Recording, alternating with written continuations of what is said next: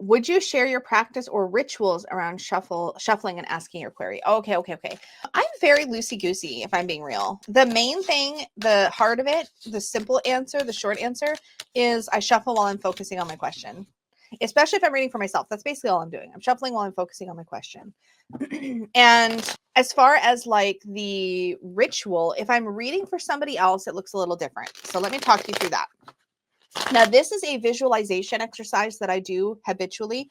I taught myself to do it a long time ago because I felt like two things. Number one, I do have a tendency to be a bit of an energy sponge. So I do tend to absorb other people's energy and stuff. So that's something that I have to be wary of all the time. It's just kind of how I'm wired. So with that being the case, I didn't want to, as I started to read for other people, especially because as a new reader, I felt like all my readings were really heavy. And really, I think today they're still heavy. It's a style of reading I have, I think. But I was doing a lot of soul cards readings. I was looking into a lot of like past stuff for people, getting really into it, like really into it.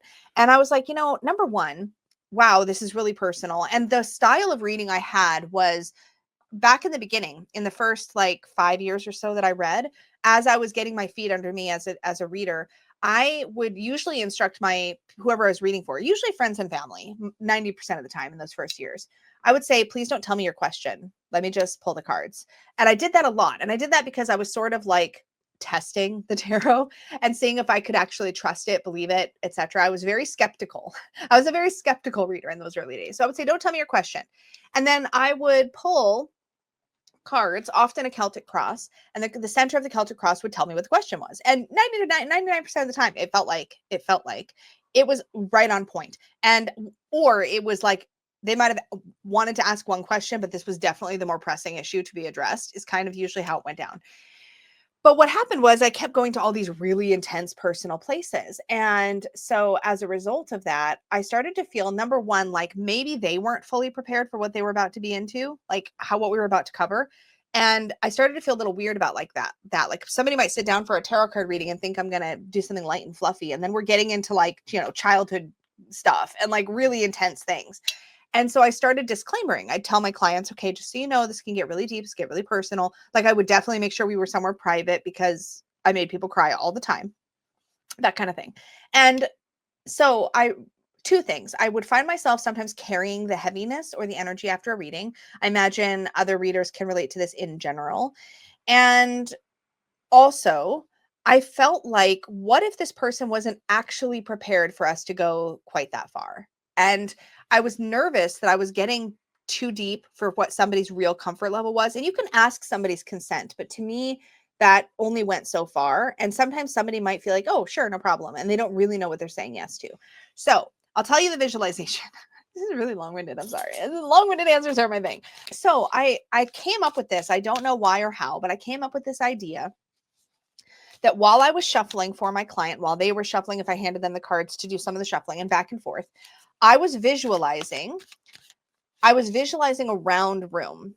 And I wish I could draw it for you. Maybe I can. Can I draw it for you? I mean, I have a pen. I have a notebook. Hold on. Okay.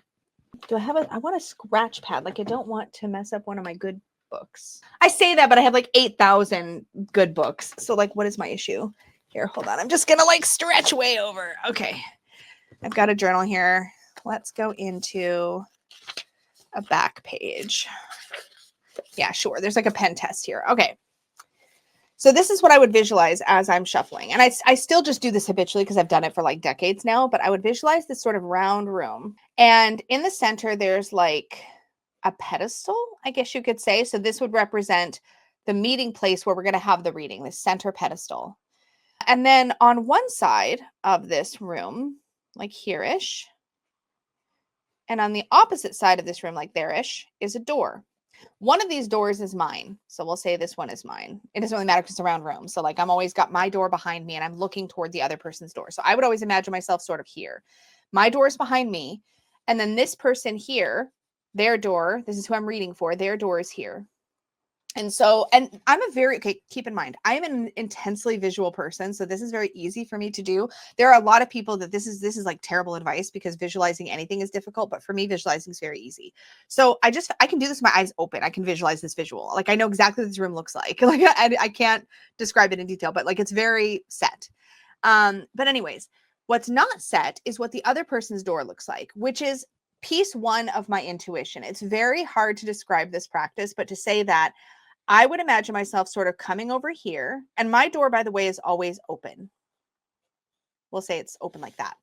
Now, I know what my door looks like. I don't need to tell y'all because that's like, it's personal. But across, I would imagine walking over here and looking at this person's door. So the first thing I would do is notice their door. Do I see anything on it? This is just interesting.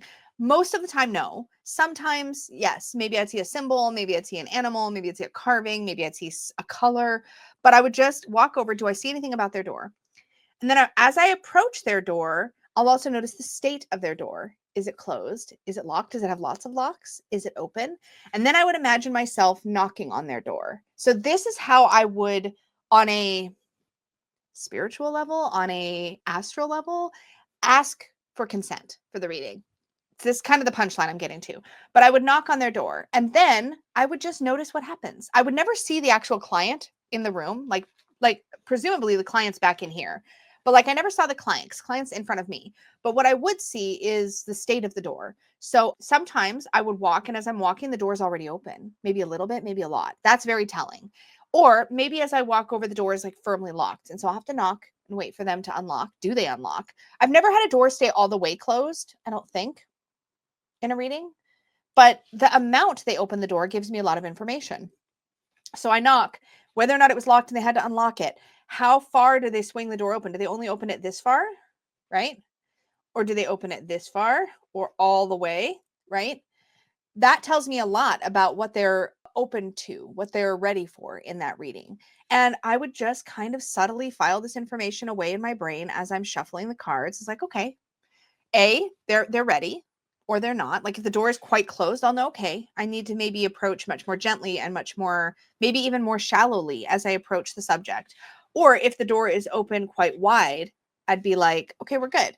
Now, when I'm doing quick fire readings, like say in my member readings, I don't go through this entire visualization, but I definitely feel it out and just make sure that I'm like kind of reading the energy, so to speak. If I'm doing, but this works for me, even if I'm doing a reading for a client who has just emailed me or ordered a reading online, I still do this when I'm sitting down to do like a full client reading.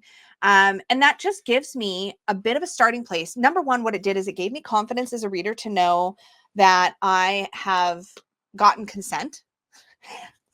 And I don't know why I do know why I started doing this, but I don't know how the whole thing came to me. It just did. I did it one day and then I never stopped, basically, is kind of how it went.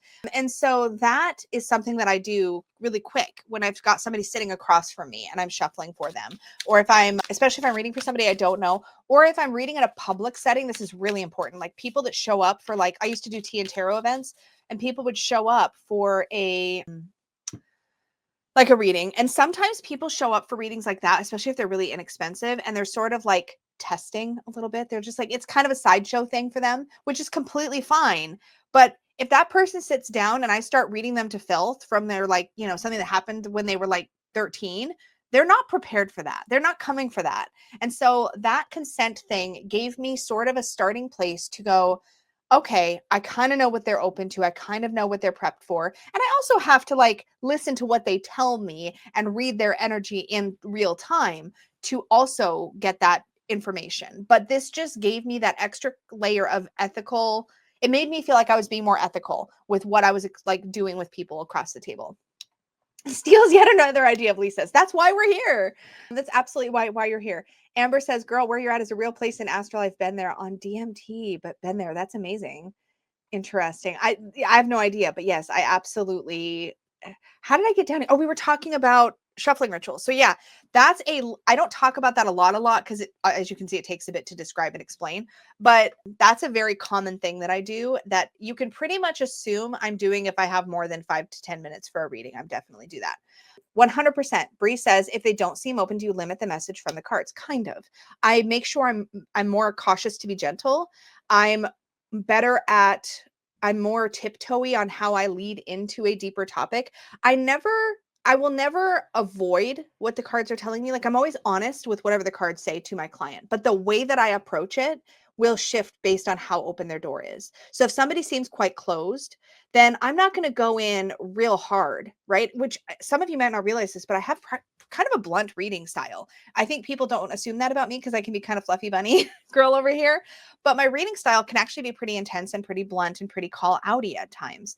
And so and so if somebody doesn't seem very open, then what I'll do is if I get a difficult card, I'm not going to be like, yeah, your world's falling apart. And I might say things like that in a reading. So instead, I'll be like, it looks like things are really challenging right now. It looks like things are starting to crumble. Does that resonate with you? Or how does that feel for you? But I'll approach it a little more gently. I'll definitely be less like, it's kind of like when you're dealing with somebody shy versus when you're dealing with somebody really confident and outgoing, you're going to speak to them a little bit differently. It's just a natural way that we adjust. So I don't know if limit the message of the cards is quite fair, but I definitely will be more mindful, particularly when going into more sensitive subjects. And I will definitely use more cautious language for sure with somebody that is less open. And if I feel like there's a card that comes through that's really pointing to something really intense, I'll give them a lot of warning, especially in a recorded reading. Like, hey, I feel like I'm getting a pretty intense thing from this card. So I just want to remind you that if you start to feel uncomfortable or anything feels too intense, just pause this video, take a break, go take a walk, or get a beverage for yourself. Come back to this when you're ready. Things like that, I'll be more likely to give them little warnings and disclaimers before we go into deeper places. But I don't not tell them what the cards say. Does it make sense? It's just an approach thing. And if I get the feeling that their door is firmly locked, those situations, I will go into a reading looking for a more shallow message. I will, because it's clear that they're not ready yet. That doesn't happen very often. Usually the door opens a little, but I can usually tell. I've had visualizations where I do this and I can see the door just fling wide open before I even get there. And that's amazing because I'm like, you are here for this. You are ready. And then there's times where I can tell, and it always bears out. It always bears out in a reading that seems helpful for that person in that moment. My very long-winded answer to that question.